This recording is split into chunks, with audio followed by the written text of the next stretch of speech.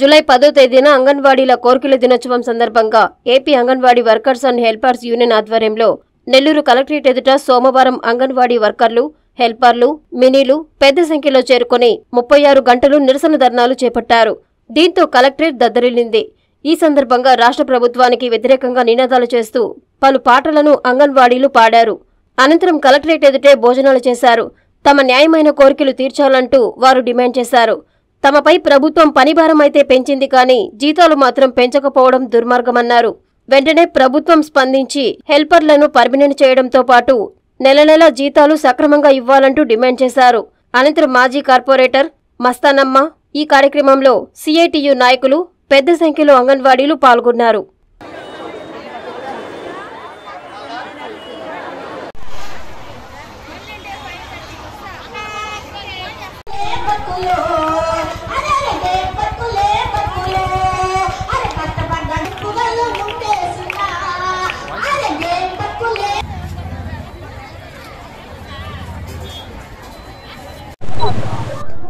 అంగన్వాడీ వర్కర్లకు, హెల్పర్లకు, మినీలకు జూలై 10 అనేది కోర్కెల దినోత్సవం. ప్రతిసారి ఆల్ ఇండియా వైడ్గా జూలై 10న మేము అనేక రకాల ఆందోళనలు, పోరాటాలు చేస్తూ ఉన్నాము.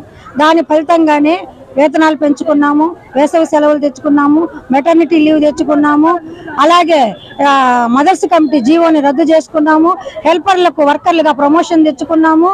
ఇలాంటివన్నీ కూడా కనీసం ఇంటి స్థలం ఇవ్వాలనేది జీవో నెంబర్ 7 కూడా తెచ్చుకున్నాము.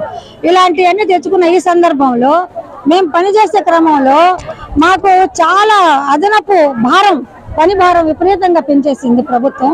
కానీ ఇప్పుడు జీతాలు మాత్రం పెంచలేదు.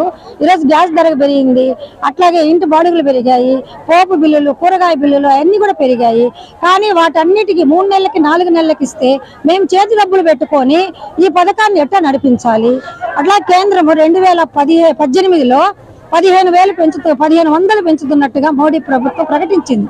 ఇప్పటికీ ఇవ్వలేదు. కాబట్టి మేము దేశవ్యాప్తంగా మేమేం కోరుతున్నామంటే అంగన్వాడీలని పర్మనెంట్ ఉద్యోగులుగా గుర్తించాలి. సుప్రీంకోర్టు 2022 ఏప్రిల్ 25న వీళ్ళు కూడా గవర్నమెంట్ ద్వారా నియామకాలు, గవర్నమెంట్ ద్వారా తొలగింపులు జరుగుతున్నాయి కాబట్టి వీళ్లకు గ్రాడ్యుటీ ఇవ్వాలి, ప్రభుత్వ ఉద్యోగులుగా గుర్తించే అవకాశం ఉందని ఒక తీర్పు ఇచ్చింది. ఆ తీర్పు ప్రకారంగా మాకు కూడాను గ్రాడ్యుటీ ఇవ్వాలి అనేది ఇంకొక డిమాండ్. టీకాలు కానీ, వారికి ఇవ్వాల్సినటువంటి పౌష్టిక ఆహారాన్ని కానీ వారు అందిస్తున్నారు.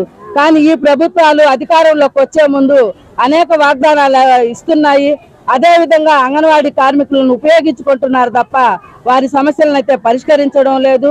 కాబట్టి ఏదైతే అధికారంలోకి వచ్చే ముందు వైఎస్ జగన్ గారు వాగ్దానం చేశారో, పక్క రాష్ట్రం కంటే 1000 రూపాయలు అదనంగా ఇస్తాననేటువంటి వాగ్దానం చేశారో, ఆ విధమైనటువంటి వాగ్దానాన్ని నిలుపుకోవాలని మేమందరం కూడా ఇంకొకసారి వైఎస్ జగన్ గారికి గుర్తు చేస్తూ ఈ అంగన్వాడీ న్యాయమైన కోరికల కోసం వారు చేసేటువంటి పోరాటంలో అఖిల భారత ప్రజాతంత్ర మహిళా సంఘంగా మేము కూడా భాగస్వాములు వారికి మద్దతు ఇస్తామని తెలియజేస్తున్నాం.